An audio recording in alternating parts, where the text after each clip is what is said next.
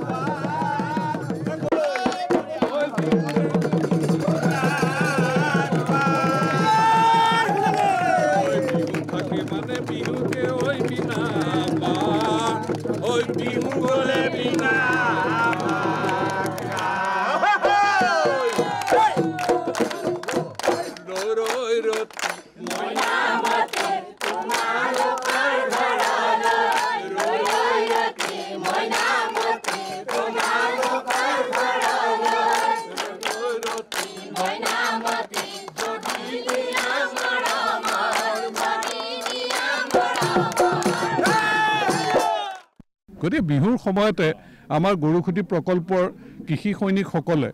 আজি বিহুৰ শুভেচ্ছা দিবলৈ তেওঁলোকক মই আহিছোঁ এখন সভাতো অংশগ্ৰহণ কৰিলোঁ তেওঁলোকে আনন্দমুখ পৰিৱেশত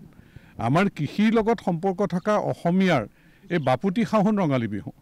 গতিকে আমাৰ এনেও কৃষিৰ লগত সম্পৰ্ক থকা তাতে কৃষি সৈনিক গৰুখুটি প্ৰকল্পৰ কৃষি সৈনিক য'ত মুখ্যমন্ত্ৰী ডাঙৰীয়া সপোনৰ এইটো প্ৰকল্প এই প্ৰকল্পত তেওঁলোকে নিজৰ জীৱনটো গঢ়িম বুলি আহিছে যে কৰ্ম সংস্কৃতিৰ জৰিয়তে তেওঁলোকে উৎপাদনমুখী যাত্ৰাৰ জৰিয়তে তেওঁলোকে পথাৰ বজাৰ দখল কৰা যি এক লক্ষ্যৰে তেওঁলোক আহিছে সেই কৃষি সৈনিকসকলে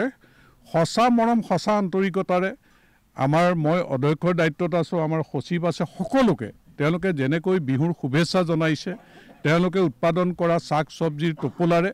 বিহুৱানেৰে যিটো শুভেচ্ছা জনাইছে যে এইটোত এজন অসম মাতৃৰ সন্তান হিচাপে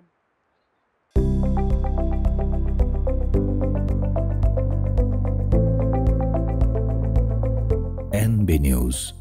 সহজ সৰল ভাষাত নৱভাৰতৰ কথা।